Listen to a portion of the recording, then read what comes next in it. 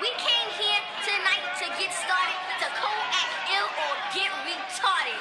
We came here tonight to get started. We came here tonight to get started. We came here. Get retarded. We came here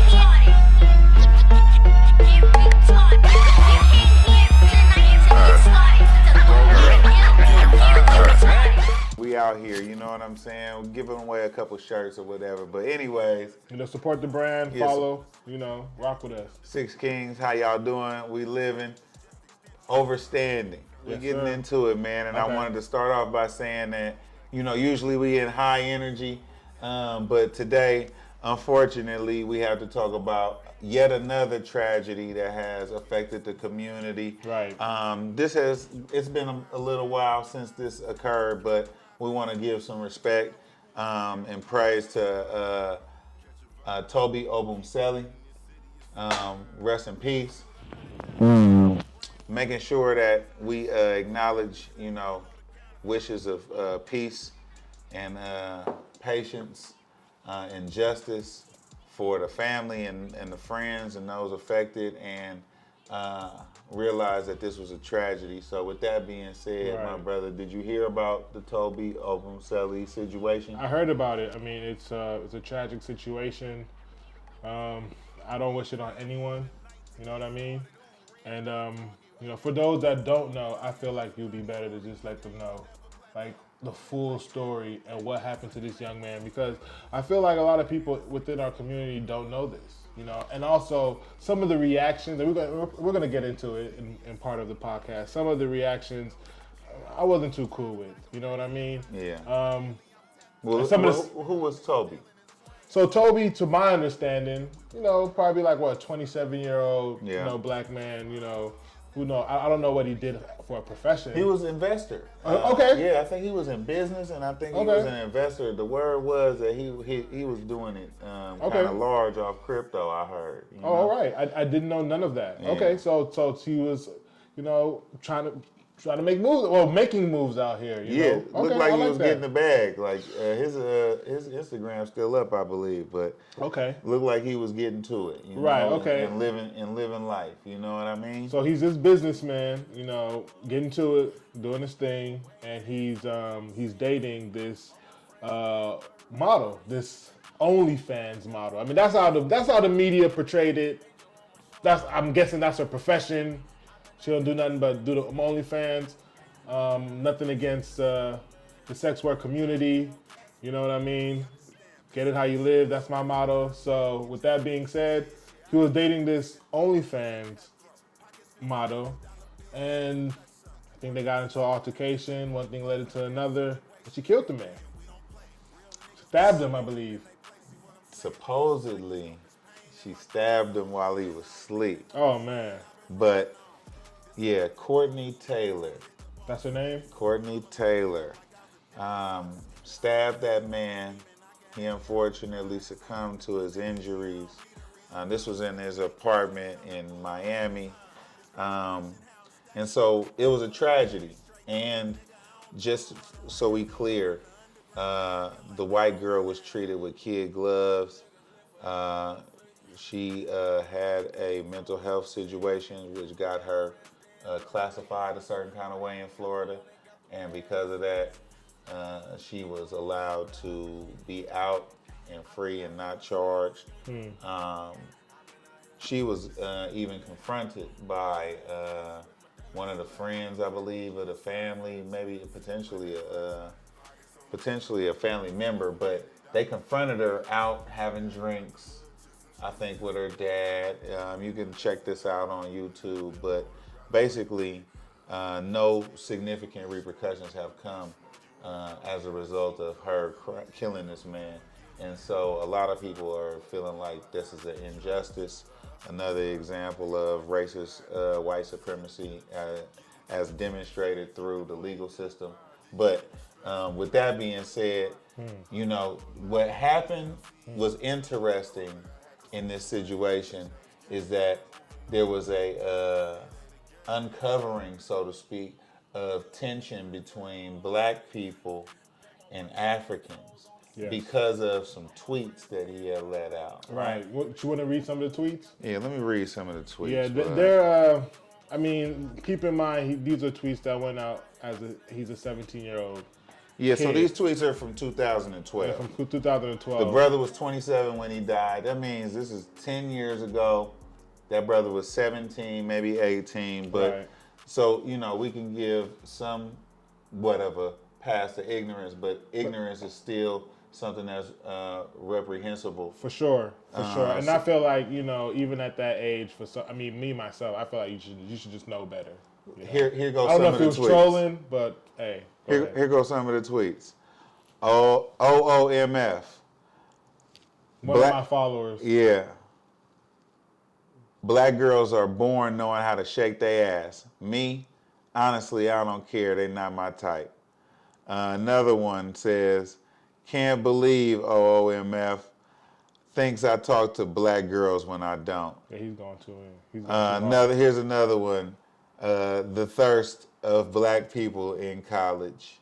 Another one says full of ignorant black women. So Yeah, I mean, those are just ignorant comments. he said he dated white women, and he had these perspectives towards black people. And yeah, you acknowledge the ignorance, but what came as a result, you know, everybody's talking about this online and in different forums, different spaces, and this dynamic between black Americans, people with this foundational black American experience versus people who may have immigrated from the motherland, they seem to have some different perspectives, and some tension came up, you know what I mean? Right, definitely.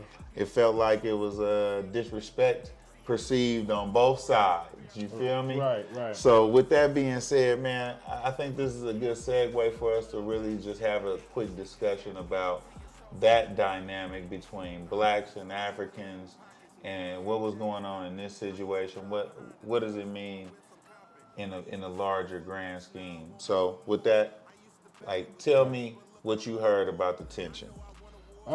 This is something that I've definitely observed within the community, and I feel like there needs to be dialogue. I've seen where people have tried to talk about it, right? Yeah.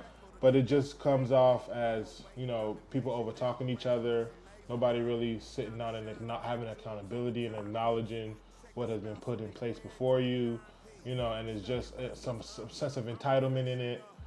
It's just no connection. And I feel that, you know, this is a time where we all need to come together, you know, as a community. Yeah. And stick by each other. Because if you look at other communities, they do it as well. You know what I mean? So this is not the time to try to just be the only one. And I feel one thing that I noticed is that, you know, there is some tension between certain groups. I won't say it's with everyone, but there is some tensions between African immigrants in this country and black people in this country, black Americans. Yeah. You know, I use the word black American because, you know, I've used the word African American before and someone took offense to it and say I'm not African. Yeah. I'm black. So I'm using that term in the most respectful way possible and not trying to. If you wanted to say I'm an African American, Niggas calling themselves all kind of shit, blood. Out here. Hey, check this out, blood. Niggas calling themselves they natives now. Right? Yeah. You know, they might be black. They might be Afro-American. They may call themselves colored. Jesse Lee Peterson. Oh man, come on now. They might be doing a bunch of weird stuff, man. Cause you know, I ain't gonna say no specific groups, but y'all know y'all got y'all names. You feel me? So, but anyways, man. So, it sounds like you acknowledge that there's some tension. There's definitely some attitudes. Can we talk about like common attitudes that black people may have of Africans and vice versa? Like, for instance, like when I was growing up, I used to always hear Africans don't like us, or Africans got a problem with us, right? Right. I've had the privilege of going to Africa before, right? Right. And when I went to Ghana specifically, Cape Coast, the West Coast. I keep it West Coast usually, you know what I'm saying? But like, I got welcomed with open arms. I was extremely welcomed. I felt the community was open to me, accepting, sometimes even honorary. You know what I mean? Right. So I didn't get the same thing that I grew up thinking. You feel me? Right. But like, what's one of the conceptions that you think in the immigrant African community that might have towards black people in America? One thing I heard, growing up is that, black Americans was violent. They were quick they'll shoot you at any situation. Don't deal with them. They're angry people. You know what I mean?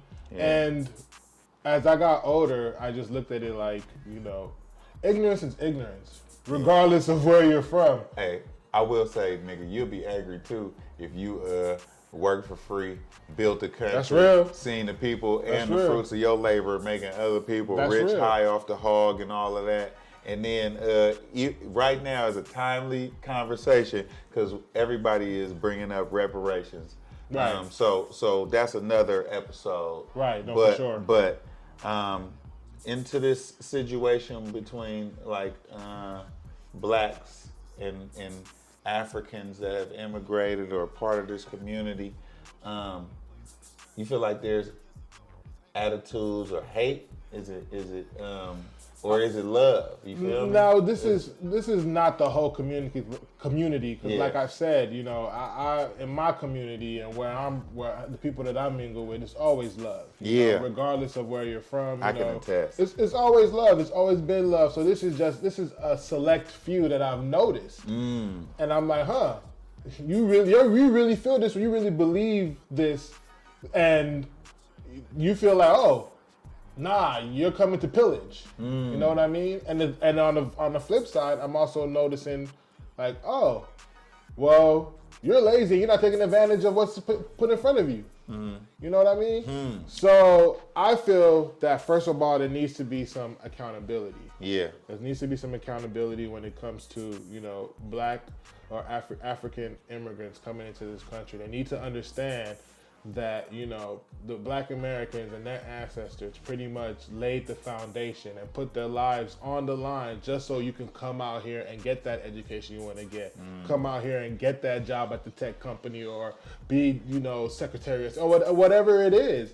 With the civil rights movement, with Black Panther, these are things. Even it predates to even that. To even coming from the ship and coming here and selling cotton, and cotton being one of the most, primary export at that time, which pretty much built America. The sale of cotton pretty much built America, you know what I mean? And who was picking that cotton? And so I just feel that there needs to be some kind of accountability that, look, people put their lives on the line so that you can able to come here, go on vacation, get an education, provide for your family back home, and not have to be chastised or go through the back door or looked at as not an equal person. I appreciate everything you said. And while you were talking, it made me think about when I went to Africa, because when I went to Africa, one of the things that struck me was the amount of what I would call indoctrination, Judeo-Christian kind of conquistador crusades, colonialism kinds of influences on the culture out there, right? And it was interesting because I was in the motherland and I still saw these Eurocentric kinds of influences in the names of the shops, the names of the businesses, the mega churches, and all kinds of good shit, right? And then I think about black people out here, right? And I think about how the black people that was in this experience, some came from Africa, transported, right? But some were here. And we already know that, there was a whole situation. That's another episode. But the people that were here had this experience more superimposed. The amount of brainwashing that I saw in the mother country versus the amount of brainwashing that I know exists here is interesting when I do a comparison, like a comparative analysis. Like this experience, slave breeding farms, chattel slavery, generation after generation after generation after generation, second class citizen, not considered full human beings, that can take a toll on some people. And when I hear the concept like, oh, they angry, it makes sense that we angry because, or we got mental health, or we got ADHD or something. yeah, man, Right. an attenuation kind of situation. Man, it's just something to reflect on, that we're coming with our collective experience into these day-to-day interactions.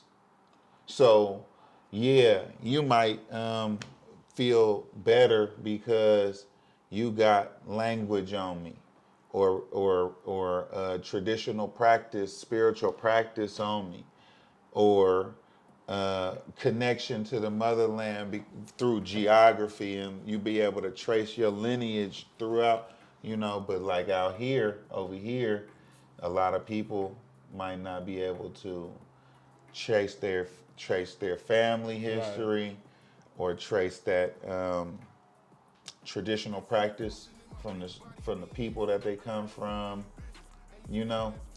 There might Right, be not as definitely. much of a connection. Right. So I just wanted to say that because I think that when I saw the back and forth, one of the words that was used was akata, right? As far as I know, I did a little research, and Right. they basically said that akata was like equivalent for nigga, right? Or somebody related to this kind of American experience with the chattel slavery, Right. et cetera, right? Right. But I heard Africans saying that, they own people call them Akata because they've been living in Right. the United The States States for so long, yeah. like they're Americanized. That's very real. You know what I'm It's saying? kind of, it's kind of translate to like how in the Asian community, they'll call, there's a term called banana. You know what I mean? Where you're yellow on the outside but white in the inside kind Yeah. of thing. And you get that. You get that, when you go over there to, because I'm Nigerian and I'm American. Yeah. So, I'm the full word African American. I hear you, You know brother. what I mean? I try to represent. Salute. I try Salute to to Niger. I Salute try, my I, try to Niger repre- I family. try to represent that. You know what I mean? Yeah. I got the culture. I was raised in Nigeria. I got my heavily roots out there. At the same time, I'm born out here. Understand what's going on, so I can see from both sides. Yeah. And by you explaining and giving, having this conversation, these are things that the African immigrant needs to hear, For sure. so that it can gain some understanding. You know what I mean? So Yeah. it's like what I'm trying to say is, instead of berating each other and talking, just over each other, I feel like having these conversations it needs to happen. And also, when I say accountability, like I know I spoke on what I feel that the African immigrant should understand, or the Black immigrant should understand, that people paved the way for you to come over and do all these things. For sure. Right? For Now, sure. We on built the- this country. Right. Now, 10 times over. Now, on the flip side, my understanding is that, okay, once that accountability is made, now, yes, you understand. You did pave the way. You did do this. You understand? But, no buts. At the same time, coming over here, it needs to be room for people to come and for everybody to build. Respect that. So, preferably together. Respect But you that. need to make room for your people, because at the end of the day, we're still one. Yeah. We're still They treating us the same. So it should be a room of, okay, I understand. Look, yes, we built this. We did our thing. We know what's up. Yeah. And once we have this conversation with the other side, you know what's up too. We built this. this is what it is. Respect that. Don't come over here and just negate it. Yeah. Acknowledge it. Yeah. When you get that acknowledgement, okay, now how do we build? How do we come together, and how can we create space and make space for other black immigrants to come over and, without being chastised or saying, oh, in the lack of better term, without being salty. Yeah. You know what I mean? Yeah. I think there needs to be more collaboration, because I think the only reason a lot of people are salty is because they feel like they see immigrants getting different opportunities or taking advantage of the system differently than they have been. And so with that being said, if there's more collaboration, then maybe the folks that need that experience or that insight or that training in order to get onto that next level, they can get it together with their brothers that's knowing how to take advantage of the system. Oh, definitely. So, but another thing that I think, since we're making like a call to action, right? I think that another situation we should be reflective on is just kind of like Africans and black people is always moving with these like preconceived notions, the shit that they heard, the shit that they grew up thinking, the stereotypes. You know what I'm saying? If on TV you're only presented this of what the American black experience is, and that's gonna influence how you think about it, right? But so we got to give each other grace for coming in with preconceived notions on both sides. You feel me? Right. Because there's some bullshit in our head about each other that was probably placed there by the oppressor in the first place. You feel me? Oh, no, definitely. That's why I say ignorance is ignorance no matter where you're from. So that's why we need to be open to having these kinds of conversations, open to the dialogue, so that we can learn, relearn, remember, put it back together, right? And hopefully we can continue to take over the game like we do in every space that we enter. For sure. I mean, again, this is not to separate. This is to bring awareness to something that is somewhat noticeable in the community and seeing how we can build. So if you have any alternative of what we're saying, if you feel that, you don't see it that way, if you think that we're wrong, let us know. Yeah. Hit the comments. Let's Yeah. this is all about having a discussion. This is a discussion that needs to be had. And I would say when you have this discussion, make sure you are listening. Truly listen, not listening to respond, but listening to understand. Because you need to really understand. And it's on both sides. You really need to understand what the person is saying and how they're feeling. For sure. You know what I mean? So with that being said, it's the Overstanding show. Overstanding. We out of here. Love. Stay locked in. One.